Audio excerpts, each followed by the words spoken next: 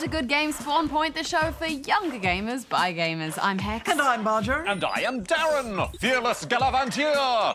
As you can see, I'm all kitted out to begin my treacherous trek across this blue globe you call Earth. Yes, we can see that, Darren, but I still don't know why you're going. Didn't you get my memo? I'm embarking on a grand odyssey to experience gaming in all other human cultures. Oh, Darren, that sounds pretty awesome. Are you going to jet boot around the world or trundle onto a plane with little trundle legs? Oh, Darren, can I come? Negative, negative. This is a soul-searching solo journey. And I think you're over the excess weight limit, Bajo. Yes, fine, but you're not leaving until after our first review because we're going to be taking a look at the incredibly weird Incredipede. I could carry maps for you, Darren. I could be like your Sherpa. Negative. Negative? Negative. I'll go read the news. So you're starting here. and then Affirmative. what's this weird detour over here that goes in a loop? Well, I have to avoid that area. It has a high concentration of mega noobs. I see. Why don't you just use GPS? Bajo here with all the news from around the world at the Spawn Point News Desk. Disney has closed down LucasArts. Approximately 150 people were laid off, and all games in development were cancelled. Disney has stated that those projects could potentially be licensed out to other studios, but according to various sources, this is unlikely to happen. The LucasArts brand will now shift from internal development and instead focus on licensing out projects to external developers. In Sao Paulo, Brazil, an entire side of an office building has been turned into the world's largest arcade game. The 3,000 square metre screen is hooked up to an iPad, which allows members of the public to play various games based on arcade classics such as Pac-Man and Tetris.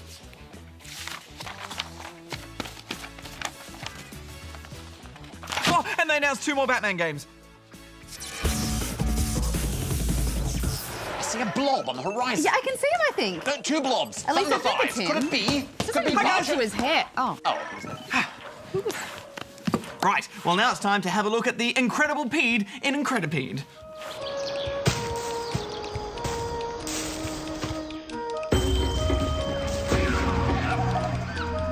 The word pede comes from the ancient Latin language and translates to foot. Insects such as millipedes and centipedes are named for the number of feet they great. have, with Fascinating. millipedes supposedly having 1,000 feet and centipedes a Thanks, Darren. measly Yeah. 100. So many Both facts. names are quite misleading, All right, Dan, I however. think that's quite enough. Quite enough. Don't. Right, well, this is a quirky physics-based puzzle platformer. You play as Quazzle, a strange creature known as an Incredipede, who is on a quest to rescue her sisters from some no-good invaders. And she has the special ability to grow limbs in all kinds of combinations to help get her through each level. She might be shaped like a boat, or a ball, or any weird design you've probably never imagined. And while you are free in some of the game modes to actually create your own crazy Quazzle, the main campaign helps you out by giving you the specific design made to get you through each level. Then all you have to do is simply get Quazzle to the finish line. On the way, you'll also need to get her to pick up items or push them through to the end.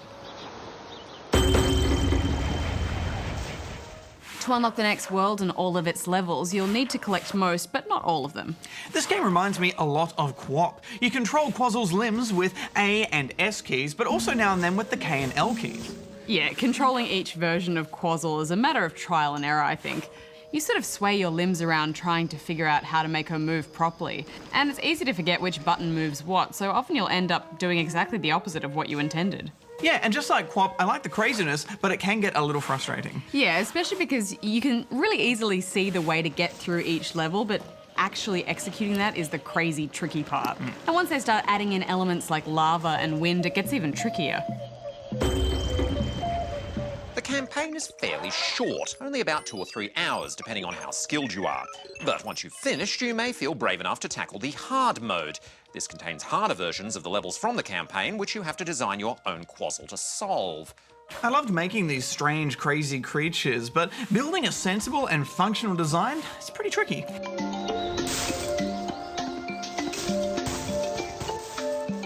Yeah, there's a definite skill to creating the right design for that job. And for the extra creative spawnlings, there's a complete level editor, which is easy to use, and designs can be shared online, so even if you don't want to build your own, you still have access to a near infinite amount of extra levels to play through. Well, all in all, I had a really good time with this. It's crazy and inventive, and there's a decent challenge there as well, so I'm giving it 8. Yeah, it's the sort of game you want to play with your friends. You know, the controls are so fiddly that it just becomes funny, making all those trial and errors and failing and watching them laugh at you. I'm going to give this 8 as well. All right, with that business out of the way, I believe my takeoff has received clearance from Central Command. Central Command? Kerry O'Brien. All right, Darren, but travel safely. Affirmative. Engaging downward thruster.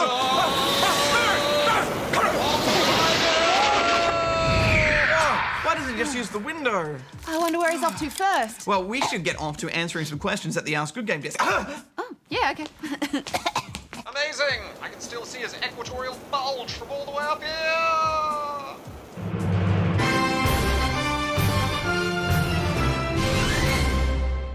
Hello and welcome to Gaming Around the World with me, Darren. Behold as I reveal to you amazing facts and statistics from the myriad gaming cultures of planet Earth.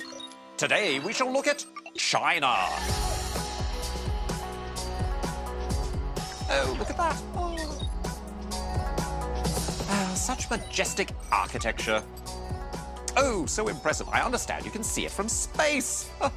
Oh, just like Bajo's gut. With a recorded history of over 5,000 years, gaming is nothing new to China. After all, it brought us golf and soccer and so many inventions, like gunpowder. But China is also home to over 500 million internet users, and over 265 million of them are gamers. That's over 10 times the population of Australia. Most of these gamers are between 18 and 30 years old and live in the larger cities. PC gaming is the most popular form of gaming in China. Online games reign supreme, in particular MMORPGs. And many of the popular titles, like Westward Journey, are developed locally in China, based on the classic Chinese literature. Internet cafes are where many gamers hone their craft. In China, they provide a cheap and sociable environment for gaming, and many computers come preloaded with games. Why the focus on PC gaming? Because consoles are illegal! The Chinese government banned consoles like the PlayStation and the Xbox back in 2000 to protect the youth of China. But companies like Nintendo have tried to get around the ban by releasing specifically made consoles like the iQ Player, which played older N64 games and wasn't classified as a home console. Handhelds like the Nintendo DS are still available though, and recently there have been murmurs that the console ban might soon be lifted. Local companies have also started developing their own consoles, like the pricey CT510, developed by Lenovo. Old-school arcades are still popular in China, with cabinets such as Street Fighter and racers like Initial D. They even have unlicensed arcade ports of mobile games. Cheeky. One of the most influential Chinese games is Happy Farm, which was the inspiration for a little game called Farmville. Developed in 2008, Happy Farm had entire families engrossed in planting, growing and harvesting crops. At the height of its popularity, it had around 23 million active daily players. Imagine the entire population of Australia jumping onto the same game all at once. Home to over 1 billion humans, China is already planet Earth's biggest gaming nation. And as it grows more prosperous, its gaming culture will only get bigger.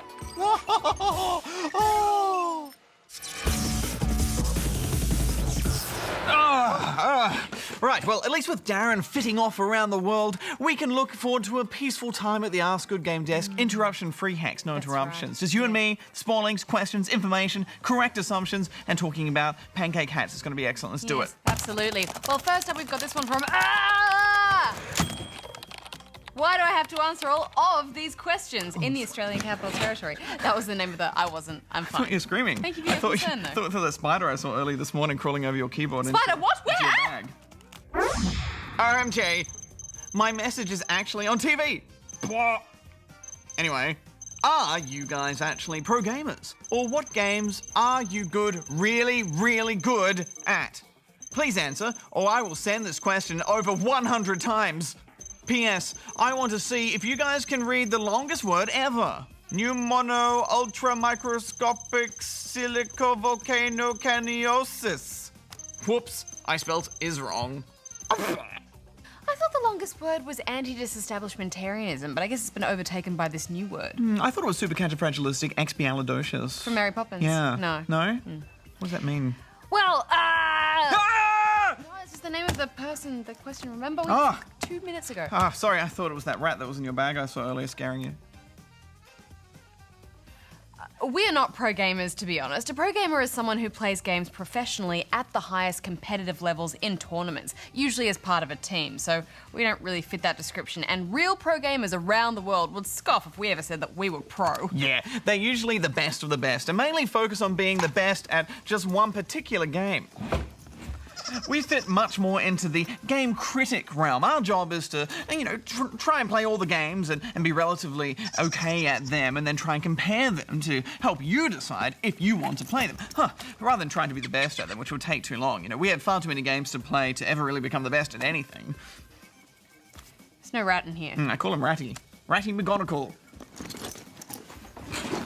Anyway, what game would you say that you are the best that you can be at, even if you're not pro? Oh, I think all of them. Really? All of them? Yeah, even that goes against exactly Come what I on, just Bajo. said. Just name one game that you're totally awesome at. Okay, I think I'm not bad at Need for Speed Hot Pursuit. Yeah, I'm not bad at that. And I'm pretty awesome at Euro Truck Simulator too, as you saw just a few weeks ago. Rubbish I at went Euro Truck Simulator at going too. off-road and wasting fuel. I'm your man. Okay, well, I think we should move on to this one from Cube Man in Cube World, Queensland. Hey, Bajo, Hex, and Darren. I've been wondering what consoles will Cube World be on, and please say PS3. P.S. Do scissors, paper, rock to check who gets to answer my question. Okay, Hex, scissors, paper, rock. My rock will destroy. Let's do this. Wait, no, you can't tell me what move you're going to do before you do it. That completely defeats the purpose of Doesn't the matter. game. Rock always wins. Rock always wins. It's still a rock. Paper covers rock, Yeah, right? it's still a rock. It's just got rock with a hat or with a jacket on. It's still rock, still wins. Rock goes through paper. Ready? 1, 2, 3. What? Scissors. No, you said you were going to do rock. That's cheating, You got Bajo, that's Bajo's cheating. side. I'm like a mastermind of scissors, paper, rock, and it's called winning. So, Q-Man, to answer your question, because I'm the one who won the right to do that. Cube World is only in development for PCs, and there's no plan for a console release. But who knows? If it ends up being very successful, it could possibly get a console release one day, much like the way that Minecraft or Terraria did. Right, well, Mr. Cheaty Pants, let's Not move my on to name. this one from Mr. Winning Sully, Pants.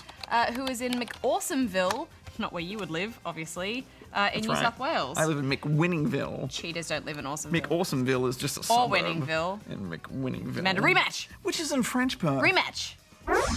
Hey guys, I was wondering if you could give me some tips or strategy advice on how to beat the flagship in FTL. Okay, Yeah. ready? Yeah? Scissors, no, where you going? Scissors, paper, rock! Destroyed. Well, Sully, it's a tough boss fight, but there are a few tips we reckon could help you out. So... Who could this be? Can't be Darren, he's flying.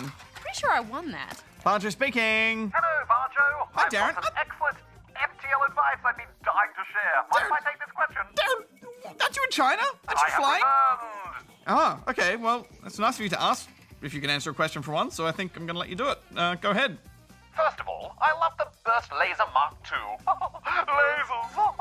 If you can outfit your ship with 3 or more of them by the time you reach the flagship, you'll cruise through it.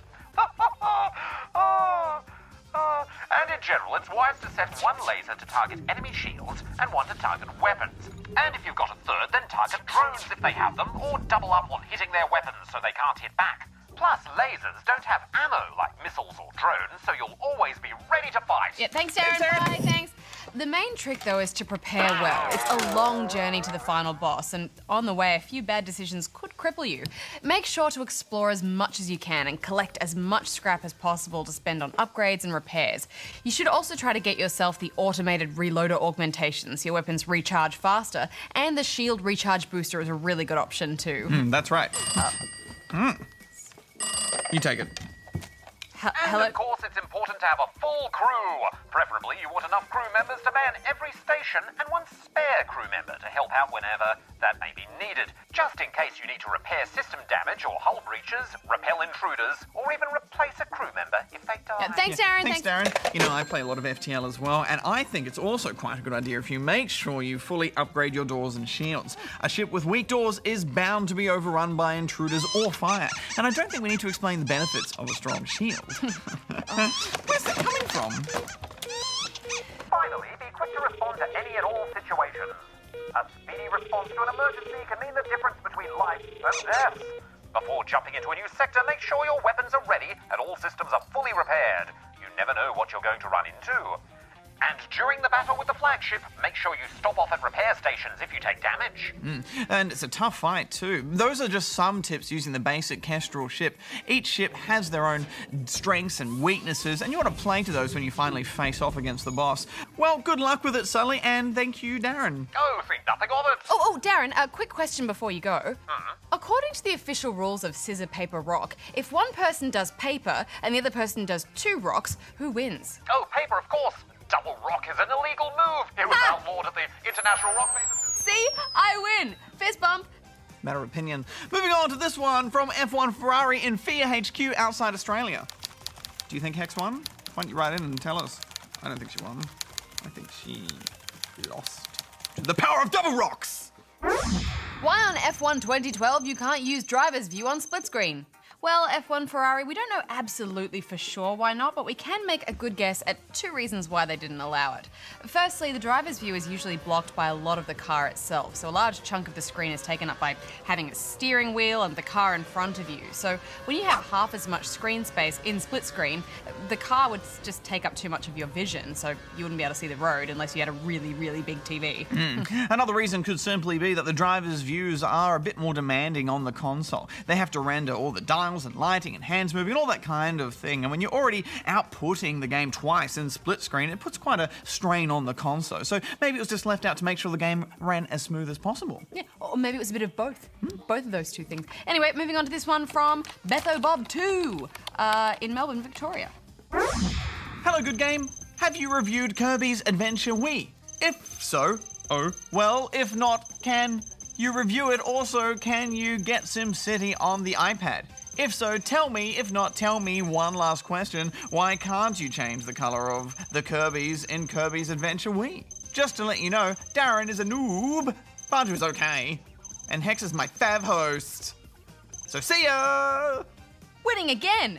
Well, thanks, Betho Bob 2, but sorry to say, no, we've never done a review of Kirby's Adventure Wii. From my memory, it came out right at the end of the year after we'd wrapped up production for the show, so that meant we missed out on reviewing it. And it's a bit old now, so we probably won't go back to review it. We haven't actually played it either, so we can't really give you our opinion on it. But from what we've heard and what we've read, some people say it is pretty good, they think.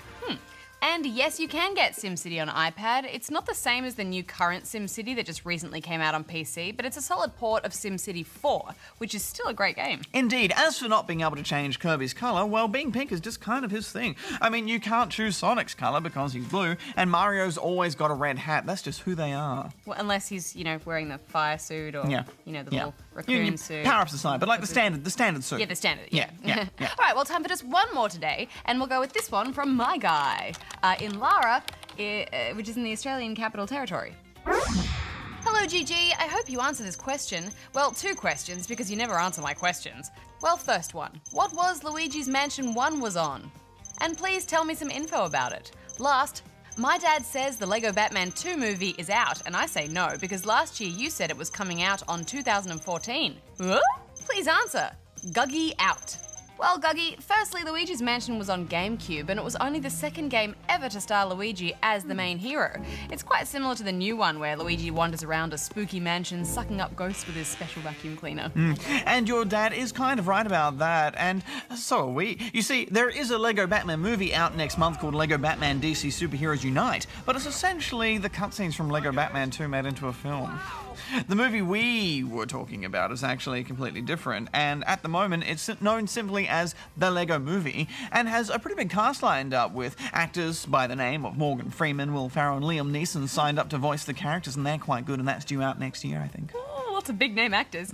Right, well, on that note, we're out of time for this week. Remember, if you'd like to ask us a question, then you can jump on here and send it in. All right, rematch, 1, 2, 3, let's go. 1, 2, 3. Scissors, paper, rock. Rock wins. Ah! I won again! I keep winning, this is awesome.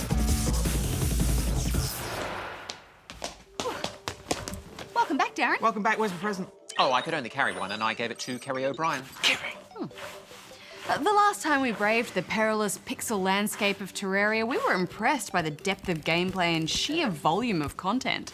It may look like a 2D platformer, but add in all the RPG elements, the construction and the baddies, and you've got one brilliant game. It's been 2 years since the PC version was released, and now it's on Xbox Live Arcade, with the PlayStation Vita and PlayStation Network version to follow as well. This is a full port, so it has everything from the PC version. In fact, the console version has a bunch of new stuff as well. New gear, enemies, pets, a world map, and a new final boss. I forgot how exhilarating this game is, and I love that confidence shift from those first few hours of play when you're just kind of on the surface gathering minerals to when you decide to delve deeper and things get more dangerous. Before long, you become a brave adventurer, boldly running through now familiar tunnels to get to the action and the rarer stones and minerals. The addition of a world map adds to this growing confidence. It's comforting knowing your whereabouts in relation to the surface or your nearest underground dwelling. Well, the best new feature in this version is the inclusion of a tutorial. I remember being utterly lost when we first started playing it on PC. It took hours of trial and error just to work out how basic things worked. And while it doesn't completely eliminate that sense of being thrown in the deep end, at least now it feels like you've got a set of floaties to flail about in. And the menu system has changed too. The PC was an all-in-one overlay menu, but now you have a series of menus to navigate, which is essential when using a controller. Also, the crafting has been improved. You now have the option to hide things that you can't make, which helps remove some of the clutter. Gear management has been really well handled too. Moving items between your inventory and a storage space is easy, and there's an option to take all or deposit all, which is perfect when you've got skellies breathing down your neck. The downside to these menus is that you lose sight and control of your character, which can lead to trouble. I quite liked the added pressure. Anyway, the main concern for me with any port to a console is how the controls handle. And here it seems like they've tried to counter the joystick's lack of precision with an innovative new feature, and that's 2 cursor modes. The round cursor cleverly selects nearby blocks based on the direction that you're heading. By pressing your right thumbstick in, you change to the cross cursor, which allows for much more accurate digging and building. This all works quite well when you're near the surface and there isn't much stress, but the deeper you go, the harder it gets, and you really start to miss that pinpoint accuracy of a mouse, especially when there's lava pits and monsters everywhere and you're trying to dodge and grapple hook. I'm happy to say that one of the strong points is definitely the multiplayer. Terraria really shines when you've got a friend with you to help you build and dig elevators, which are basically a deathly shaft straight down into hell. And it's fun to have someone with you to help you fight off the nasties. That is, of course, until you spot some valuable minerals. Then it's every man, woman, and robot for themselves. Oh Oh no! I saw it first! Gotta get to it. Darren, what are you doing? No! Oh, I was so close! So close, but no cigar. Oh, of course, the only honourable way to settle ownership disputes is through PvP dueling. Firing my laser! All your topaz belong to me! You can have up to 4 players on the same screen, which is great, but it is important to remember that, just like Minecraft on Xbox, you do need to have a HD TV. Well, if you've never played Terraria, then this is a great place to start. I think what the console version really lacks in finesse, it just makes up for in all those great features. So I'm giving it 8.5 out of 10 rubber chickens. Yeah, I agree. I do think it is still slightly better on PC, but this is a fantastic port. I'm giving it 8 out of 10. Rubber chickens. Well, that's all the time we have for this week, but we shall return next week, of course. Yes, and we'll be taking a look at a classic game that's been given an HD facelift, Age of Empires 2.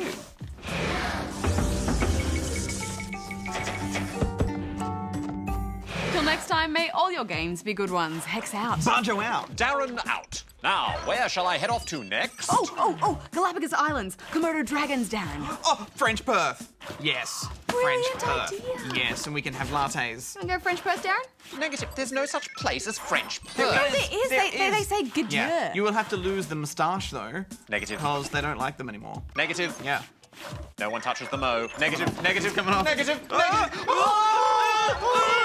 Ah!